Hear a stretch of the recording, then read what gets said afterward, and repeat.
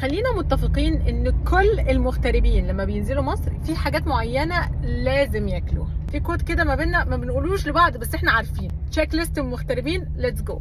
هنبدأ بالبديهيات وهي طبعا ساندويتش الفول والطعمية اللي بالطحين. فول بقى معسكر ولا بالزيت الحار، اي طريقة، مهم ساندويتش الفول والطعمية الخضراء بتاعتنا اللي بنلاقيهاش في حتة تانية. نخش على اللي بعده، الفطير المشلتت. ولو انت مصري اصيل لازم تقشر الطبق اللي فوق دي كلها. طبعا لازم بالعسل الاسود.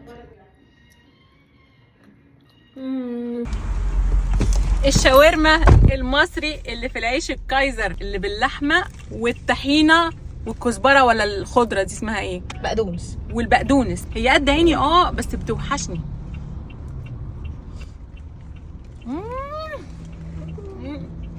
حبيبتي يا مصر. الملوخيه المصريه طبعا لازم تتاكل بالعيش البلدي. ودن قطه كده اهو.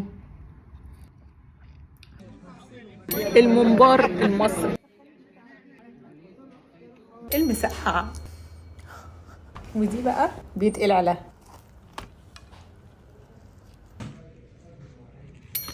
المكرونه اللي بالبشاميل. البسبوسه اول لما بتطلع من المطار بتوحشك اوتوماتيكلي. ممكن ما تاكلهاش هنا بس تسافر توحشك.